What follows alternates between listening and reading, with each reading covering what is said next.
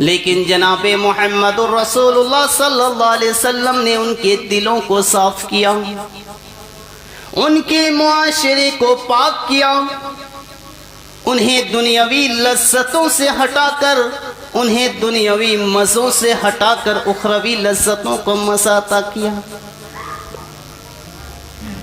फिर वही दुनिया की सबसे बुज़दिल तरीन कौम, सबसे कमज़ोर कौम इतनी ताकतवर बन गई, इतनी ताकतवर बन गई कि उसके बाद ये कभी मसला पैदा नहीं हुआ, ये बात नहीं हुई कि जिसके साथ मुकाबला होगा वो बड़े लोग हैं या उनकी तादाद ज़्यादा है या वो कुर्सी वाले हैं या वो पावर वाले हैं या वो ताकत वाले हैं या वो दौलत वाले हैं, ये सवाल पैदा नहीं हुआ।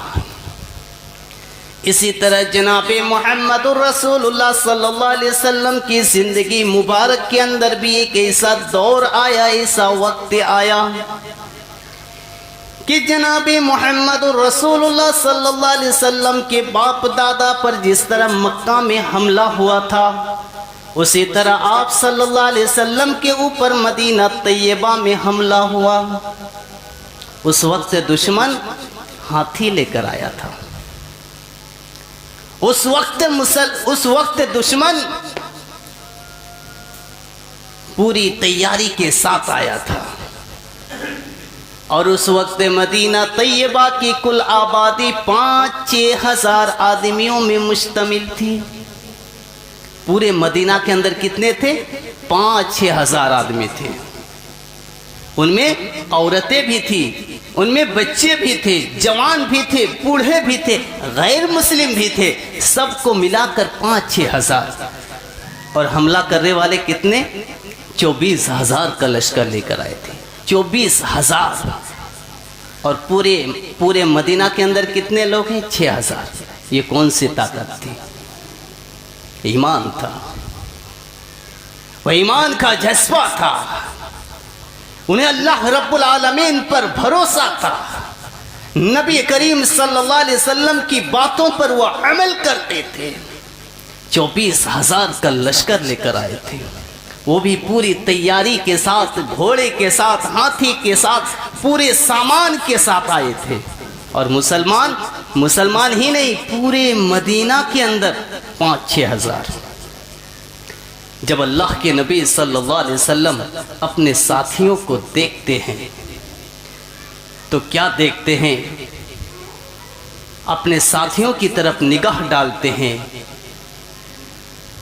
और उन लोगों पर भी निगाह डालते हैं, उन यहूदियों पर भी निगाह डालते हैं जिस पर आप सल्लल्लाहु अलैहि वसल्लम का मुआहिदा था। क्या मुआहिदा था? कि अगर हम पर हमला होगा, हम पर जुल्म किया जाएगा, तुम हमारी मदद के लिए निकलोगे, और अगर तुम पर जुल्म किया जाएगा, हम तुम्हारी मदद के लिए निकलेंगे। ये मुआहिदा किया हुआ था। जनाबे मुहम्मदुर रसूलुल्लाह सल्लल्लाहु अलैहि वसल्लम ने जब देखा कि 24,000 का लश्कर लेकर आया है, दुश्मन पूरी तैयारी के साथ आया है, उस वक्त अल्लाह के नबी सल्लल्लाहु अलैहि वसल्लम ने अपने साथियों से कहा कि फिर निकलो, जंग के लिए निकलो, लड़ाई करने के लिए निकलो। सब निकलने लगे। मदीना तैयबा के दरवाजे पर जब पहुँचे, उस वक्त तादाद को गिना गया 3,000। कितने थे? 3,000। उनमें मुसलमान भी थे, गैर मुस्लिम भी थे, सब मिलाकर कितने? 3,000। और दुश्मन कितना था? 24,000। मुकाबला है 24,000 और 3,000। कुछ मुकाबला है, कुछ कंपेयर है। हो सकता है कि एक तरफ 3,000 और एक तरफ 24,000, और फिर तैयार है लड़ाई के लिए।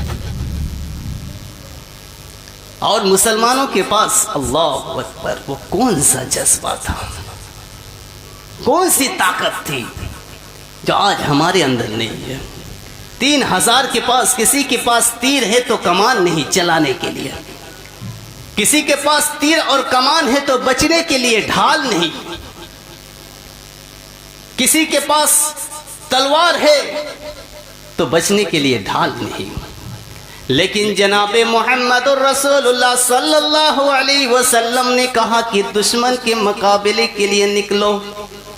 सब निकलने लगे, मदीना के दरवाजों पर पहुंचे। तादाद को गिना गया 3000। उनमें मुसलमान भी थे और गैर मुस्लिम भी थे, जिन पर आप सल्लल्लाहु अलैहि वसल्लम का मुआहिदा था।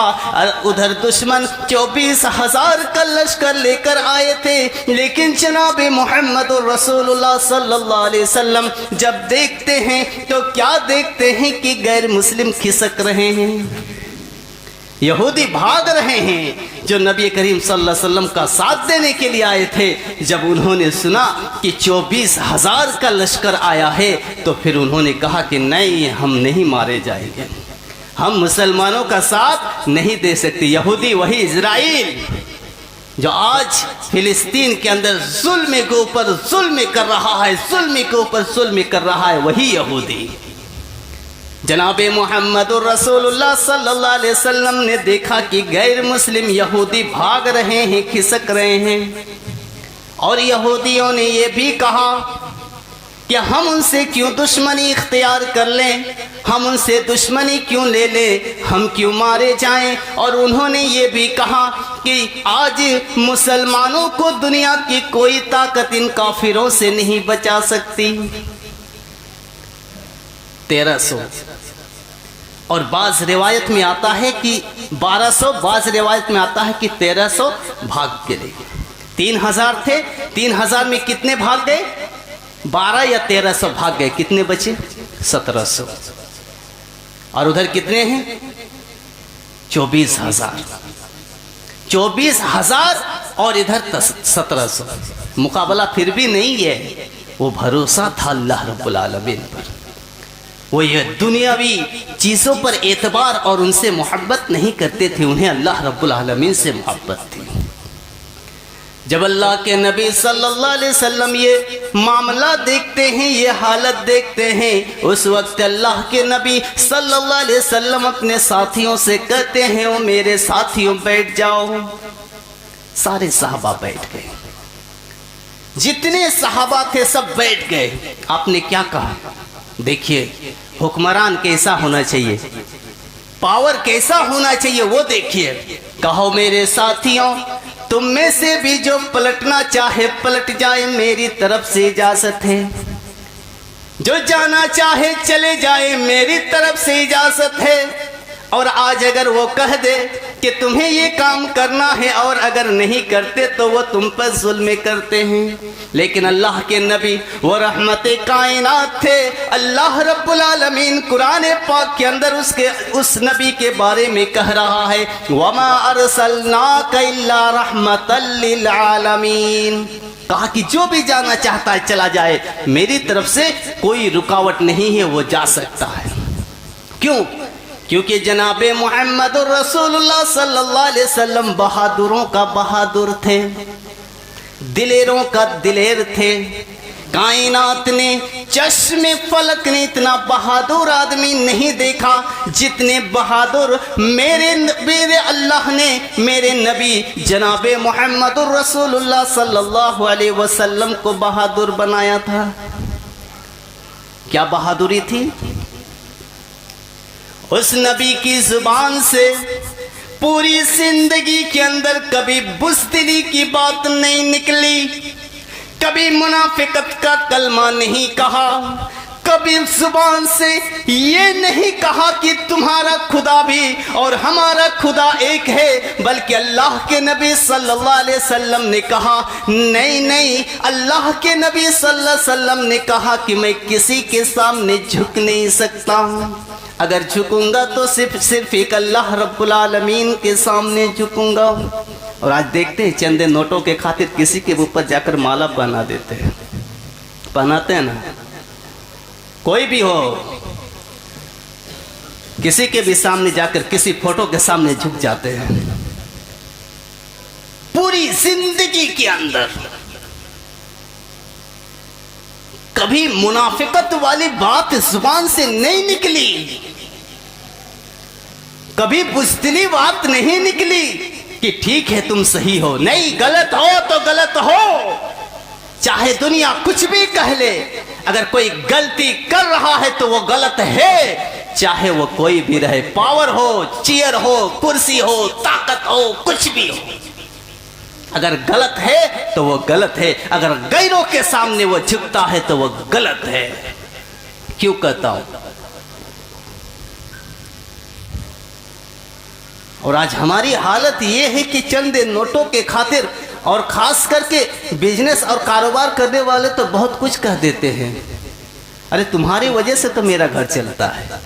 अरे वो अल्लाह नहीं है जो वो तुम्हारा घर चलाएगा। अगर तुम नहीं रहोगे तो हम कैसे जिएंगे? ये भी गलत है, मुनाफिकत वाली बात है ये। क्यों? क्योंकि अल्लाह के नबी सल्लल्लाहु अलैहि वसल्लम ने कभी बुज़दिली की बात नहीं कही है। अल्लाह के नबी सल्लल्लाहु अलैहि वसल्लम की बहादुरी का आलम और कुछ बातें बताता हूँ। कौन बयान कर रहा जानते हैं?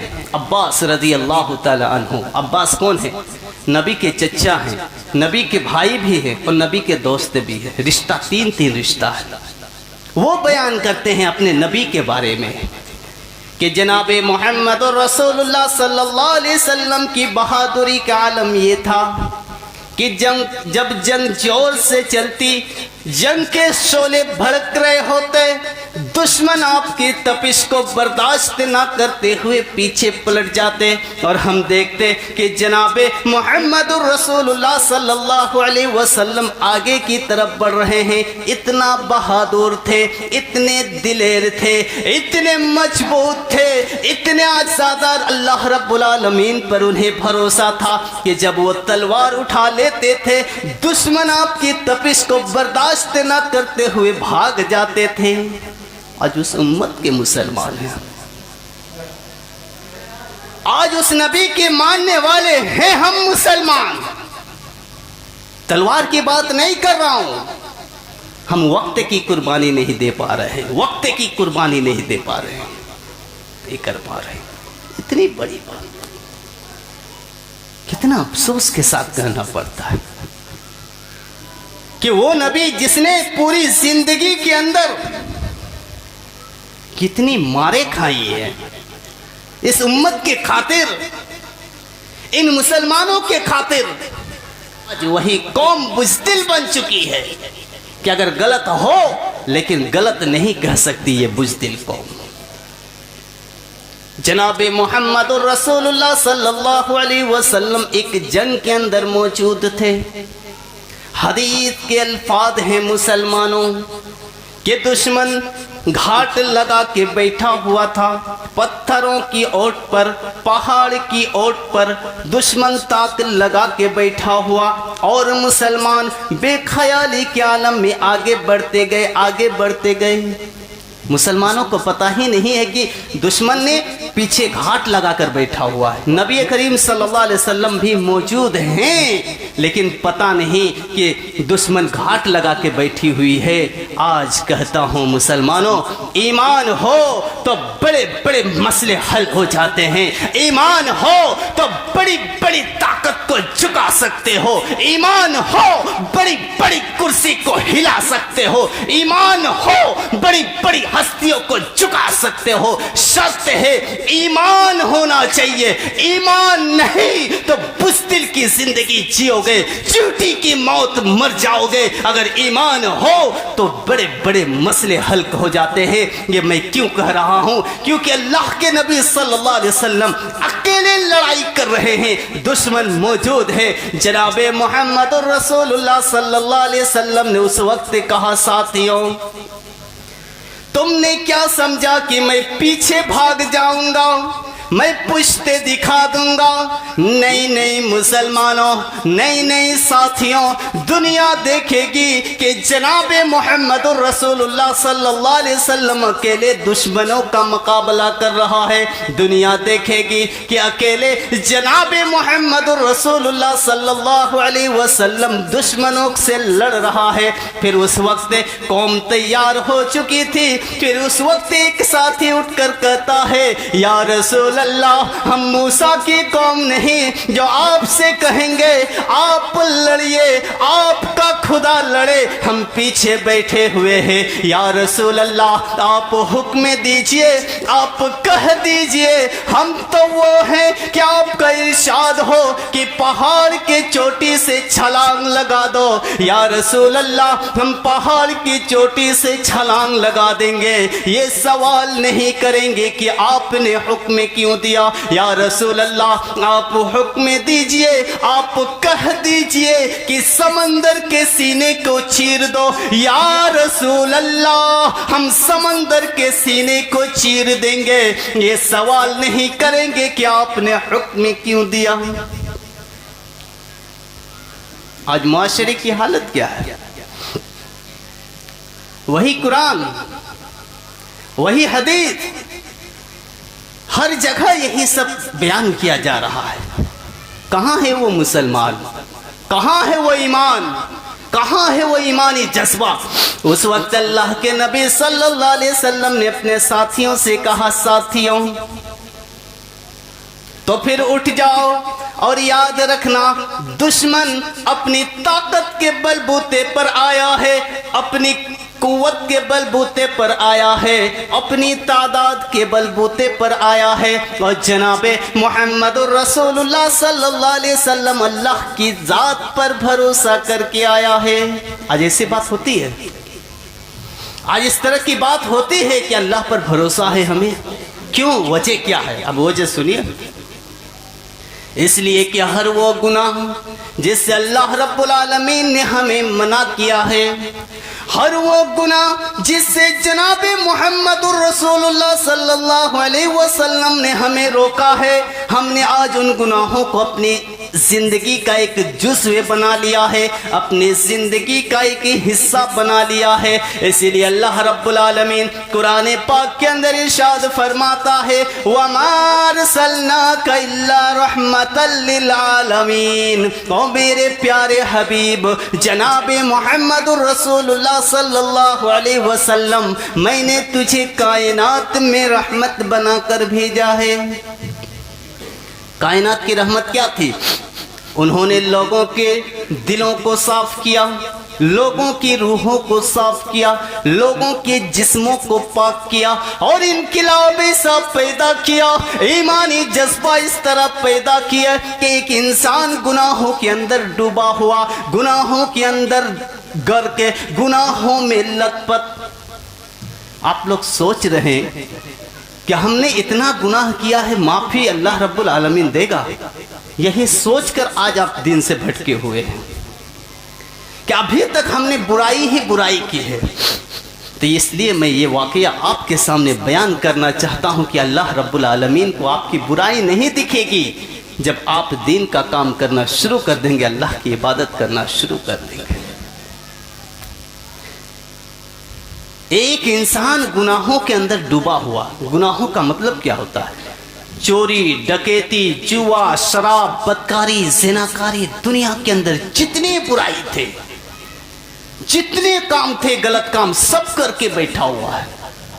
अल्लाह के नबी सल्लल्लाहु अलैहि वसल्लम के पास आता है, कहता है, या रसूल अल्लाह, अगर मैं ईमान ले आऊं, अगर मैं इस्लाम ले आऊं तो क्या मेरे गुनाह माफ हो जाएंगे? आपने तो इतने गलत काम नहीं किए, चोरी, जुआ, शराब, बदकारी, ज़िनाकारी, क्या कहते हैं, डकैती, लूट मार, हर कुछ किया था। इतने बुराई आपने नहीं की है।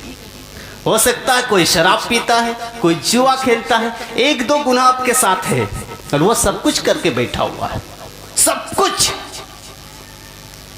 और क्या कह रहा है, या रसूल अल्लाह आप कह दीजिए क्या मेरे गुनाह माफ हो जाएंगे? इतने सारे गुनाह मैंने किया है, क्या माफ हो जाएंगे? अल्लाह के नबी जनाबे मुहम्मदुर रसूलुल्लाह सल्लल्लाहु अलैहि वसल्लम ने कहा, तू ईमान ले आ, इस्लाम ले आ, अल्लाह का हुक्म है तेरे गुनाहों को माफ कर देगा, माफ कर देगा। वो कहता, या रसूल अल्लाह मेरे गुनाह तो इतने ज्यादा हैं, इतने ज्यादा हैं कि शायद समंदर का पानी कम पड़ जाएगा, उससे ज्यादा मेरे गुनाह हैं, क्या माफ हो जाएंगे? कहा, हाँ तो इस्लाम ले आ, अल्लाह तेरे गुनाहों को माफ कर देगा। ईमान ले आया है, इस्लाम ले आया। जनाबे मोहम्मद रसूलुल्लाह सल्लल्लाहु अलैहि वसल्लम के पीछे एक नमाज पढ़ी, अल्लाह अकबर, एक वक्त की नमाज पढ़ी है। इस सिर्फ एक वक्त। आज हम, अगर मेरी उम्र 35 साल की है तो 8 साल से नमाज पढ़ रहा हूं। उम्र 8 साल हुई तब से, फिर भी मैं नहीं सुधर पा रहा हूं। सोचने वाली बात है। एक वक्त की नमाज पढ़ा, किसके पीछे? नबी करीम सल्लल्लाहु अलैहि वसल्लम के पीछे।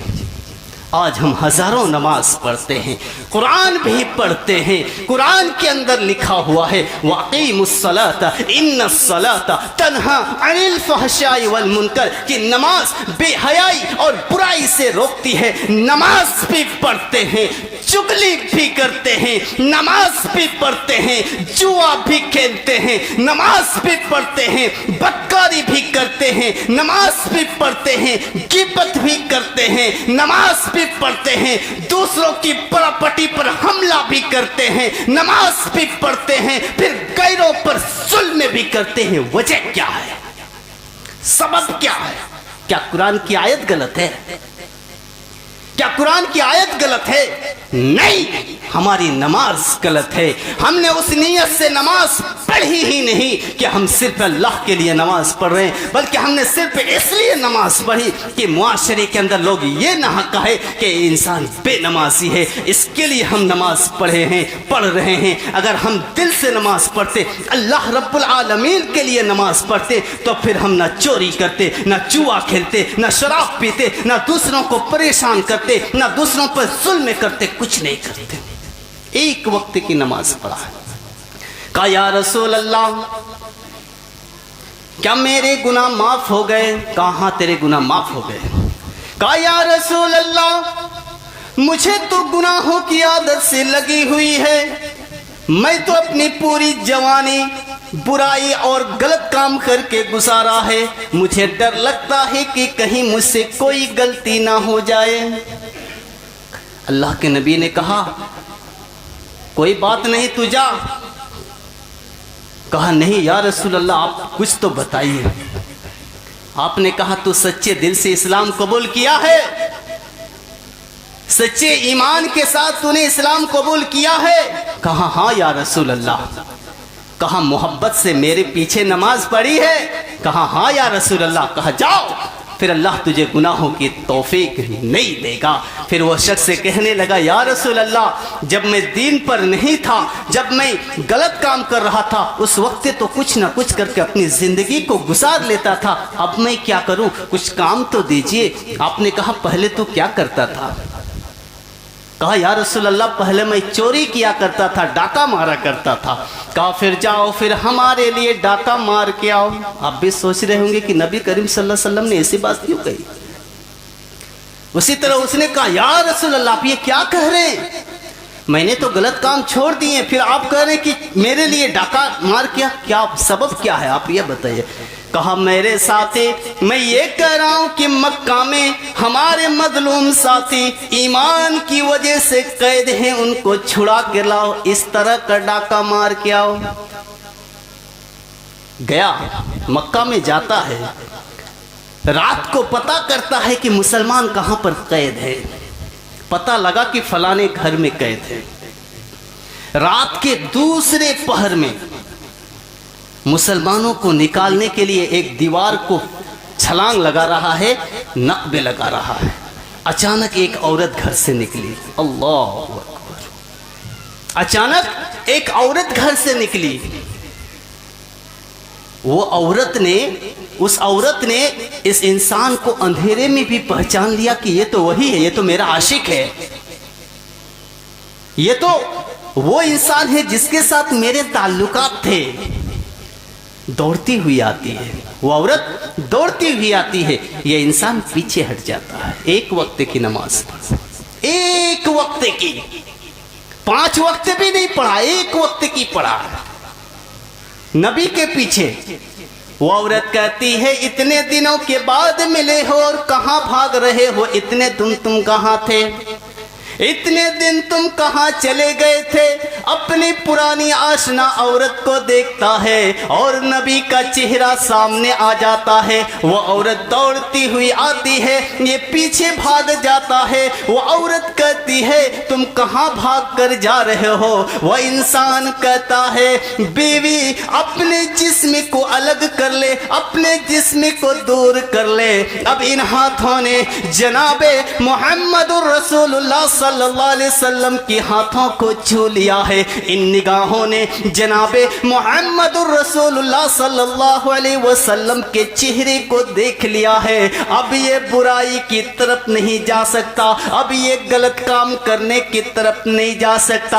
और मुसलमानों, हम जैसे मुसलमानों को शर्म आनी चाहिए कि हम नमाज तो पढ़ते हैं लेकिन बुराई भी उतनी ही करते हैं। और जो नमाज नहीं पढ़ते वो तो बिल्कुल दीन से अलग हैं, कुरान से अलग हैं, हदीस से अलग हैं। एक वक्त की नमाज पढ़ा था, उस औरत को कहता है इस चेहरे ने नबी के चेहरे को देख लिया है। आज हमारी हालत ये है कि आज हम गुनाह तो करते हैं लेकिन उस गुनाह से माफी मांगने के लिए हमारे पास फुर्सत नहीं। मुसलमानों, ये वाकया बयान करने का मकसद और मतलब एक ही चीज है। वो क्या है? आप नमाज नहीं पढ़ते, आप नमाज नहीं पढ़ते।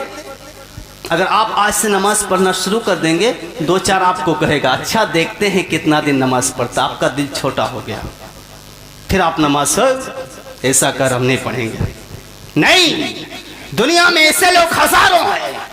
हर टोला मोहल्ला गांव कस्बा के अंदर ऐसे लोग मौजूद हैं। उनकी बातों पर आपको नहीं आना है। आपकी जिंदगी है, आपको हिसाब के दिन आपको जवाब देना है। कयामत के दिन आपको तकलीफ होगी। आप अपनी फिक्र करें, दूसरे को ना देखें कि दूसरा मुझे क्या कह रहा है। इंशाअल्लाह उम्मीद है कि इस वाकया को सुनने के बाद जो एक वक्त की नमाज पढ़ा, तमाम बुराई को छोड़ दिया, इंशाअल्लाह इस उम्मीद के साथ कि आज से आप भी नमाज पढ़ना शुरू कर देंगे। और जो जुआ खेलते हैं वो जुआ छोड़ देंगे, जो शराब पीते हैं वो शराब छोड़ देंगे, जो क्या कहते हैं गलत काम रिश्वत और ये वो करते हैं। इंशाअल्लाह इस उम्मीद के साथ मैंने आपके सामने ये वाकया बयान किया कि